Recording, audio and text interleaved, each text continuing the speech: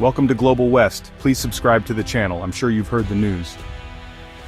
In late May, President Donald Trump sent shockwaves through the tech world with a single explosive post on Truth Social. The message, brief but powerful, immediately captured the attention of industry leaders, investors, and consumers alike, igniting a firestorm of debate across social media and news outlets. Trump threatened a sweeping 25% tariff on all Apple products not manufactured in the United States, directly calling out Apple and its CEO Tim Cook by name. This was not just a passing comment, it was a direct challenge to one of the world's most valuable companies, and a signal that the administration was willing to take drastic measures.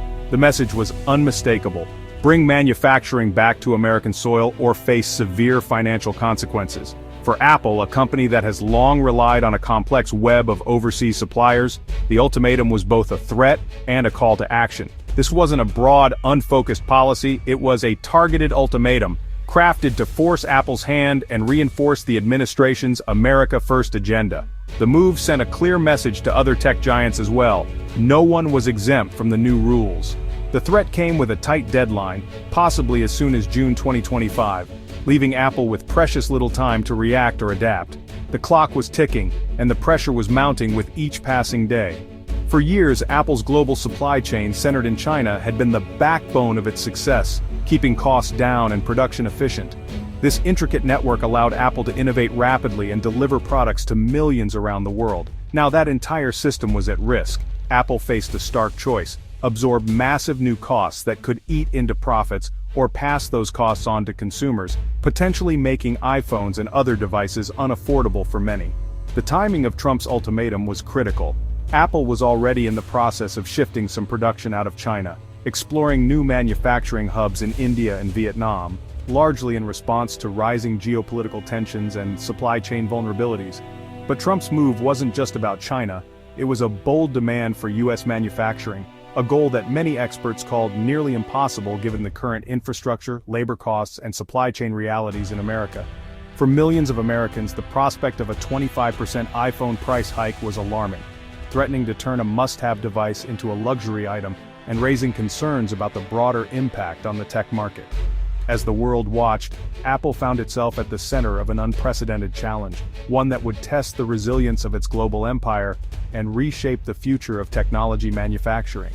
Long before Trump's ultimatum, Apple was already quietly rethinking its global manufacturing strategy and moving its manufacturing footprint.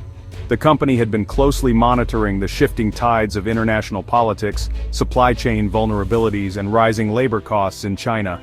Apple's leadership realized that relying so heavily on a single country for production posed significant risks to its business continuity and global ambitions.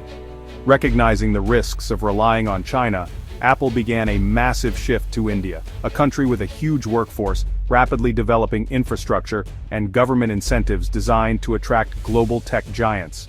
India's promise of a stable business environment and its eagerness to welcome foreign investment made it an ideal alternative for Apple's long-term plans. By April 2025, Apple was planning to move all iPhone production to India by 2026, investing $1.5 billion in new facilities. This bold move was not just about shifting assembly lines, but about building a robust ecosystem from the ground up, training workers, establishing new supplier relationships, and ensuring quality standards matched Apple's global reputation. This wasn't just about assembly, it was about relocating a complex supply chain. Apple needed to coordinate hundreds of suppliers, manage logistics across continents, and ensure that every component arrived on time and met strict quality controls. The scale of this operation was unprecedented in the tech industry. India offered Apple a way to avoid both Chinese risks and India's own import duties, making iPhones more affordable for a growing market. By manufacturing locally, Apple could tap into India's vast consumer base, while also strengthening its position in one of the world's fastest-growing economies. When Trump demanded US production, Apple was already deep into its India pivot. Reversing course would be costly and slow. The company had invested heavily in new infrastructure and partnerships, making a sudden shift back to the US both financially and logistically challenging. The India move turned what could have been checkmate into a high-stakes game of geopolitical chess, with Apple maneuvering carefully to protect its global interests and maintain its leadership in the tech world. Wall Street's response to Trump's threat was immediate.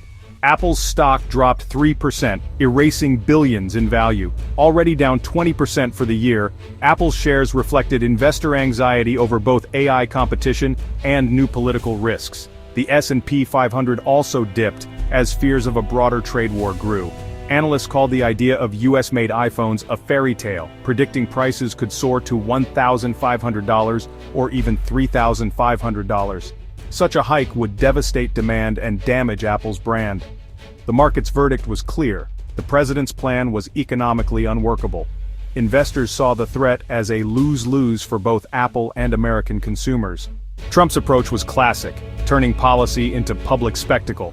He claimed a personal deal with Tim Cook had been broken, framing Apple as uncooperative and himself as the defender of American jobs. The Wall Street Journal criticized this as targeting a single company, a tactic rare in capitalist economies. Trump's goal: make it politically costly for Apple to keep manufacturing overseas. The supposed deal with Cook was never confirmed, but the ambiguity fueled headlines and put Apple in a public bind. It was a high-pressure campaign, using the presidency's bully pulpit to force a global company's hand. Apple's response? Silence. No press releases, no tweets, no public rebuttals, just business as usual. Behind the scenes, Apple continued its India expansion, refusing to be drawn into a public fight. Tim Cook's calm, diplomatic style stood in stark contrast to Trump's theatrics. By not engaging, Apple denied Trump the confrontation he wanted and kept control of its narrative. The company's actions spoke louder than words. It would not be dictated to by political pressure. Apple's silence was a strategic move, betting that economic realities would outlast political storms. In the end, Apple's quiet confidence showed it was playing the long game. The standoff ended not with a bang, but with a loophole. Behind closed doors, high-stakes negotiations unfolded, with both sides searching for a way out that wouldn't cost them their reputations or their bottom lines. When new tariffs were announced, electronics and semiconductors, Apple's core, were largely exempt. This wasn't just luck, it was the result of careful lobbying and strategic influence, ensuring Apple's most critical products stayed off the tariff list. Even as tariffs on Indian goods soared to 50%, Apple's products were spared. While other companies scrambled to adjust, Apple's devices continued to flow smoothly into the US market, untouched by the new trade barriers. Officially, this was linked to a rumored $600 billion US investment pledge by Apple. Never confirmed, but politically useful. The mere suggestion of such a massive investment gave both governments a reason to claim success, even if the details remained murky. Both sides claimed victory. Trump got his tough image, Apple kept its supply chain intact. The optics were perfect, a win-win for politicians and business leaders alike, even as the real story played out behind the scenes. The lesson?